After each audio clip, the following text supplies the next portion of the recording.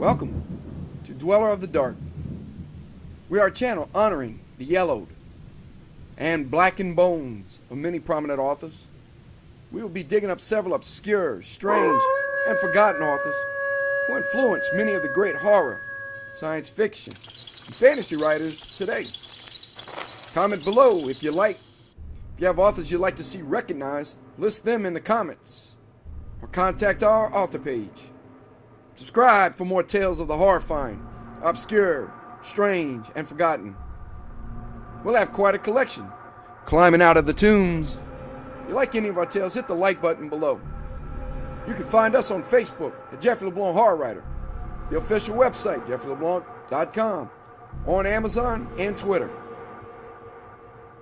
The Outsider is a short story by H.P. Lovecraft written between March and August of 1921. It was first published in the 1926 Weird Tales. The Outsider is one of Lovecraft's most commonly reprinted works and is also one of the most popular stories ever to be published in Weird Tales. The story combines the best elements of horror, fantasy, and gothic fiction to create a nightmarish story. Central to the story are its themes of loneliness, the abnormal human, and the afterlife. The inspiration for the story, according to Lovecraft, came from Poe and others.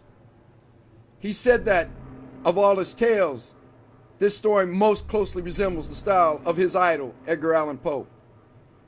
In a letter, H.P. Lovecraft wrote, "The story represents my literal, though unconscious, imitation of Poe at its very height. It's clear that the opening paragraph echoed Poe's Berenice. The horror at the party recalls the unmasking scene in The Masque of the Red Death." A second author that influenced the story was Nathaniel Hawthorne. In his story, Fragments from the Journal of a Solitary Man. This is a tale in which a man dreams that he is walking down Broadway in a burial shroud.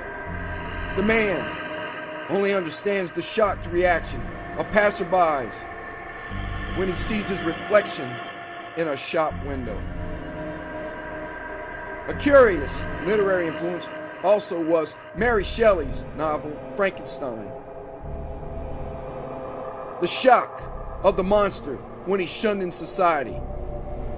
Then the realization of himself in a pool of water as he sees his reflection for the first time. Arthur Conan Wilson's The Strength of Dream, 1961, notes another influence, particularly to Oscar Wilde's short story, The Birthday of the Infanta, in which a misshapen dwarf is horrified to see his reflection for the first time. We'd have to agree with some critics who have suggested that H.P. Lovecraft's The Outsider is autobiographical. Studying the life of Lovecraft, it's evident he was talking about his own life. One example was in the chilling line, "I know always that I am an outsider, a stranger in this century, and among those who are still men." It's important to note John Keats' influence too. Note the epigram at the beginning of The Outsider from John Keats' 1819 poem, The Eve of St. Agnes. The Outsider is the story of a mysterious individual who has been living alone in a castle for as long as he can remember. The individual decides one night to break free in search of human contact and light. Who is the outsider? What's his terrifying secret?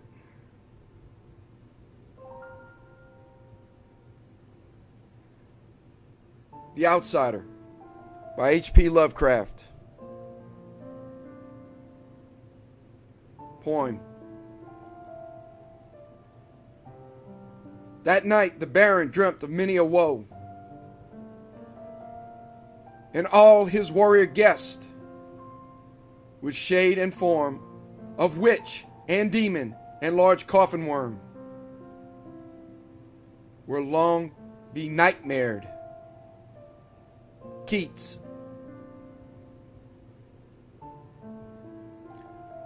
Unhappy is he to whom the memories of childhood bring only fear and sadness. Wretched is he who looks back upon lone hours in vast and dismal chambers with brown hangings and maddening rows of antique books, or upon awed watches in twilight groves of grotesque, gigantic, and vine-encumbered trees that silently wave twisted branches far aloft. Such a lot the gods gave to me, the dazed, the disappointed, the barren, the broken. And yet I am strangely content and cling desperately to those sere memories when my mind momentarily threatens to reach beyond to the other. I know not where I was born, save that the castle was infinitely old and infinitely horrible, full of dark passages and having high ceilings where the eye could find only cobwebs and shadows.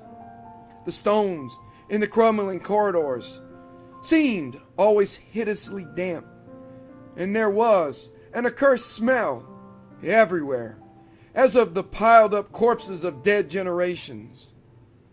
It was never light, so that I used sometimes to light candles and gaze steadily at them for relief. Nor was there any sun outdoors, since the terrible trees grew high above the topmost accessible tower. There was one black tower which reached above the trees into the unknown outer sky, but that was partly ruined and could not be ascended save by a well-nigh impossible climb up the sheer wall, stone by stone. I must have lived years in this place, but I cannot measure the time.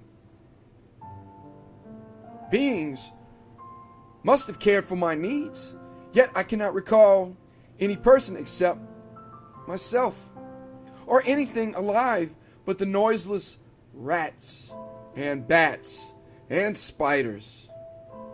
I think that whoever nursed me must have been shockingly aged, since my first conception of a living person was that of something mockingly like myself, yet distorted, shriveled, and decaying like the castle. To me there was nothing grotesque in the bones and skeletons that strode some of the stone crypts deep down among the foundations. I fantastically associated these things with everyday events and thought them more natural than the colored pictures of living beings which are found in many of the moldy books. From such books I learned all that I know. No teacher urged or guided me, and I do not recall hearing any human voice in all of those years, not even my own. For although I had read of speech, I had never thought to try to speak aloud. My aspect was a matter equally unthought of, for there were no mirrors in the castle, and I merely regarded myself by instinct as akin to the youthful figures I saw drawn and painted in the books. I felt conscious of youth because I remembered so little. Outside, across the putrid moat, and under the dark mute trees, I would often lie and dream for hours about what I read in the books, and would longingly picture myself amidst gay crowds in the sunny world beyond the endless forest. Once I tried to escape, from the forest. But as I went farther from the castle, the shade grew denser and the air more filled with brooding fear, so that I ran frantically back lest I lose my way in a labyrinth of nighted silence. So, through endless twilights, I dreamed and waited, though I knew not what I waited for. Then in the shadowy solitude, my longing for light grew so frantic that I could rest no more, and I lifted entreating hands to the single black ruined tower that reached above the forest into the unknown outer sky. And at last I resolved to scale that tower, for though I might, since it were better to glimpse the sky and perish than to live without ever beholding day.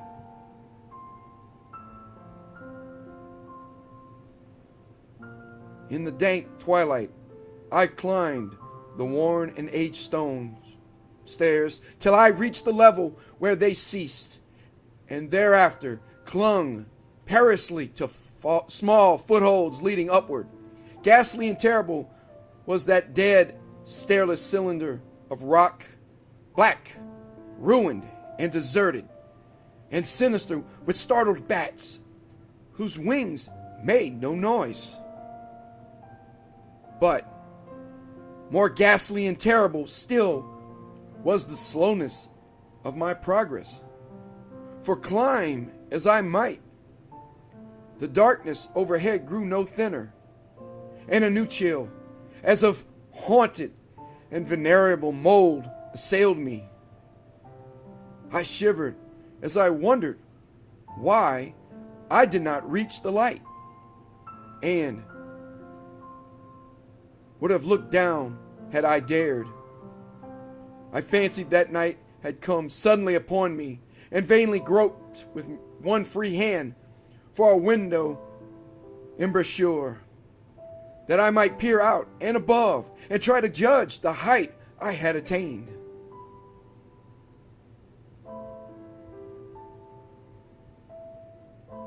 All at once, after an infinity of awesome, sightless crawlings up the concave and desperate precipice, I felt my head touch a solid thing, and I knew I must have gained the roof, or at least some kind of floor. In the darkness, I raised my free hand and tested the barrier, finding it stone and immovable. Then came a deadly circuit of the tower, clinging to whatever holds the slimy wall could give, till finally my testing hand found the barrier yielding, and I turned upward again, pushing the slab or door with my head as I used both hands in my fearful ascent. There was no light revealed above. As my hands went higher, I knew that my climb was for the nonce ended, since the slab was the trap door of an aperture leading to a level stone surface of greater circumference than the lower tower. No doubt the floor of some lofty and spacious observation chamber. I crawled through carefully and tried to prevent the heavy slab from falling back into place, but failed in the latter attempt. As I lay exhausted on the stone floor, I heard the eerie echoes of its fall, but hoped, when necessary, to pry it open again. Believing I was now at a prodigious height, far above the accursed branches of the wood, I dragged myself up from the floor and fumbled about for windows, that I might look for the first time upon the sky and the moon and stars of which I had read. But on every hand I was disappointed, since all that I found were vast shelves of marble, bearing odious oblong boxes of disturbing size. More and more I reflected and wondered what horrid secrets might abide in this high apartment, so many eons cut off from the castle below. Then, unexpectedly, my hands came upon a doorway where hung a portal of stone, roughed with strange chiseling. Trying it, I found it locked. But with a supreme burst of strength, I overcame all obstacles and dragged it open inward. As I did so, there came to me the purest ecstasy I have ever known, for shining tranquility through an ornate grating of iron and down a short stone passageway of steps that ascended from the newly found door was the radiant full moon, which I had never before seen save in dreams and in vague visions I dared not call memories.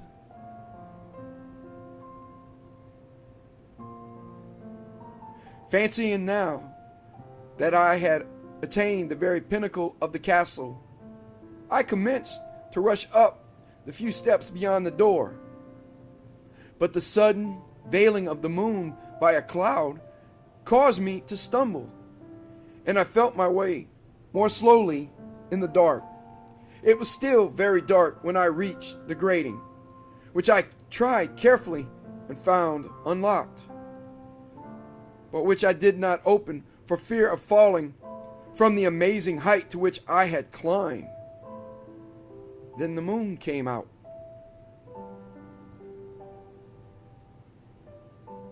Most demoniacal of all shocks is that of the abysmally unexpected and grotesquely unbelievable.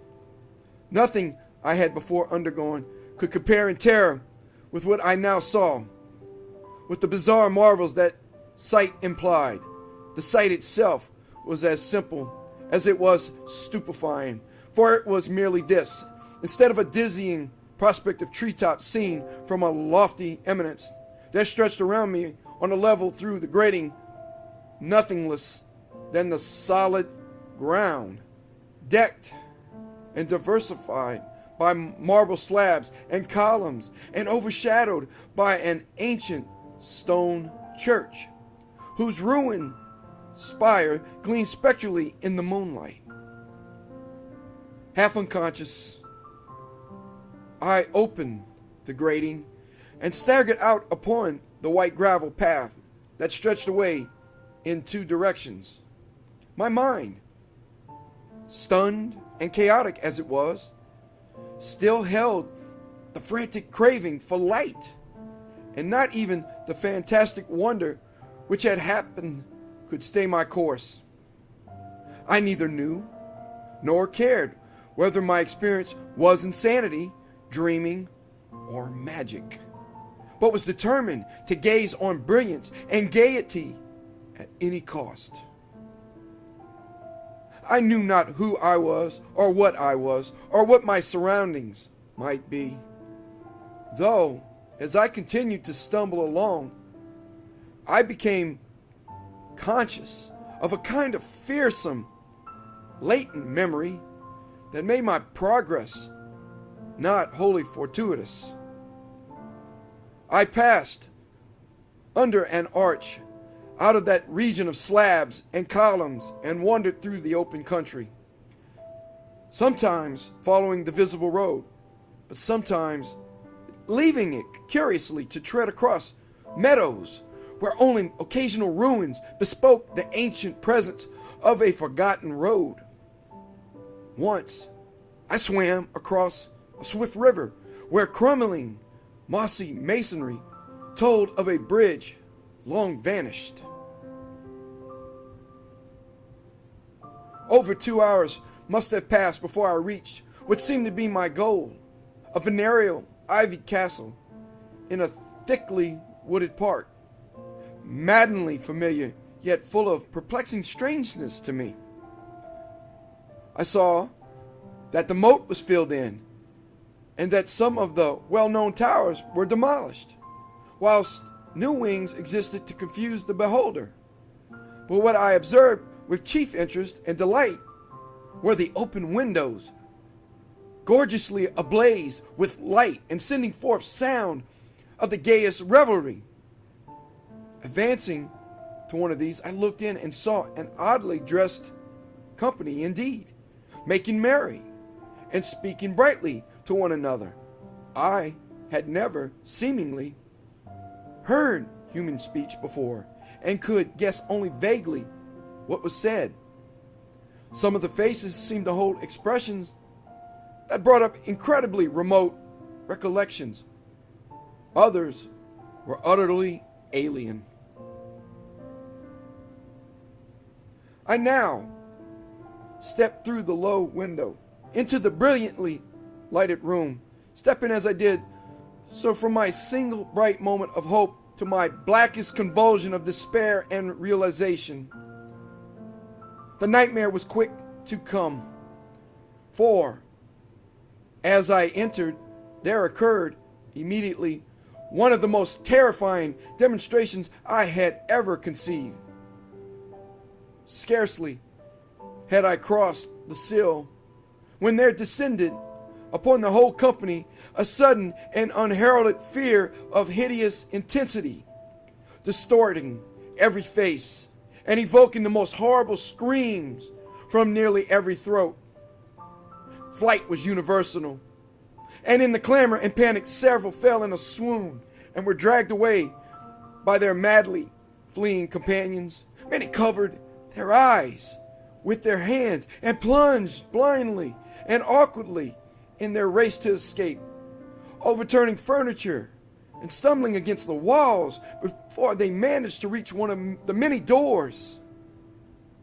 The cries were shocking, and as I stood in the brilliant apartment alone and dazed, listening to their vanishing echoes, I trembled at the thought of what might be lurking near me unseen. At a casual inspection, the room seemed deserted. But when I moved toward one of the alcoves, I thought I detected a presence there. A hint of motion beyond the golden arched doorway leading to another and somewhat similar room. As I approached the arch, I began to perceive the presence more clearly, and then, with the first and last sound I ever uttered, a ghastly ululation that revolted me almost as poignantly as its noxious cause. I beheld in full, frightful vividness the inconceivable, indescribable, and unmentionable monstrosity which had, by its simple appearance, changed a merry company to a herd of delirious fugitives.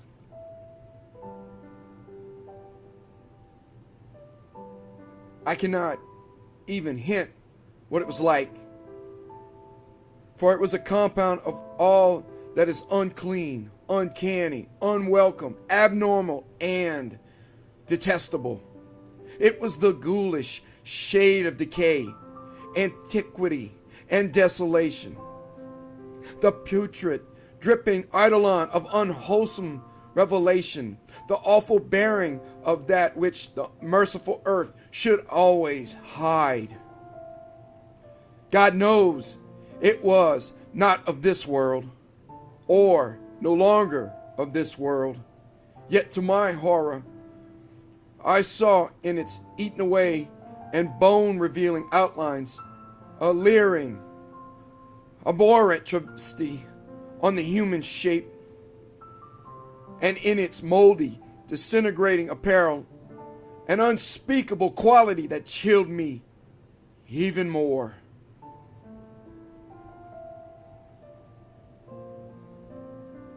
I was almost paralyzed, but not too much so to make a feeble effort toward flight.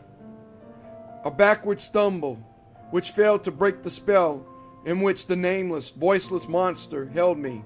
My eyes, bewitched by the glassy orbs which stared loathsomely into them, refused to close. though they were mercifully blurred, and shewed the terrible object but indistinctly after the first shock. I tried to raise my hand to shut out the sight, yet so stunned were my nerves that my arm could not fully obey my will. The attempt, however, was enough to disturb my balance, so that I had to stagger forward several steps to avoid falling. As I did so, I became suddenly and agonizingly aware of the nearness of the carrion thing, whose hideous, hollow breathing I half fancied I could hear. Nearly mad, I found myself yet able to throw out a hand to ward off the fetid apparition which pressed so close. When in one cataclysmic second of cosmic nightmarishness and hellish accident, my fingers touched the rotting, outstretched paw of the monster beneath the golden arch. I did not shriek, but all the fiendish ghouls that ride the night wind shrieked for me, as in that same second there crashed down upon my mind a single and fleeting avalanche of soul-annihilating memory. I knew in that second all that had been. I remembered beyond the frightful castle and the trees, and recognized the altered edifice in which I now stood. I recognized, most terrible of all, the unholy abomination that stood leering before me as I withdrew my sullied fingers from its own.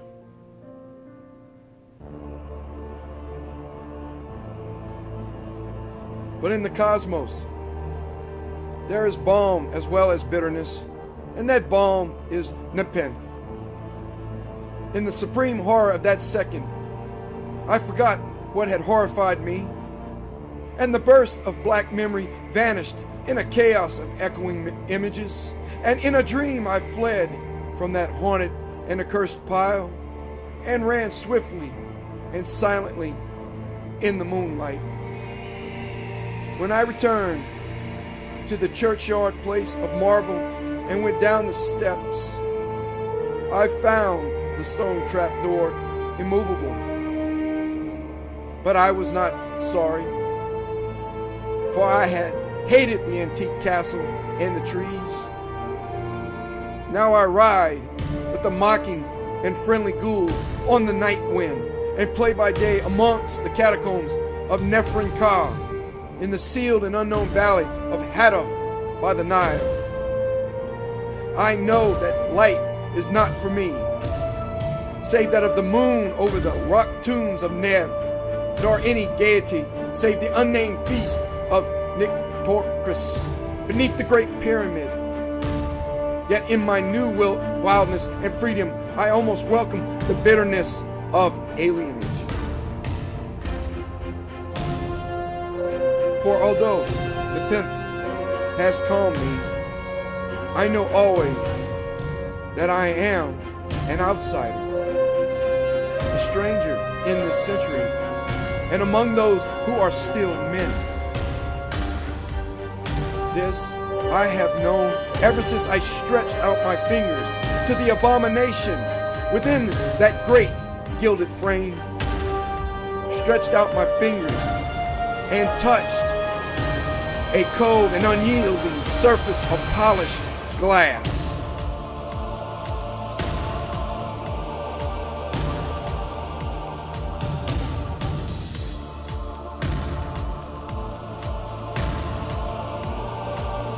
Thank you for listening. Good night.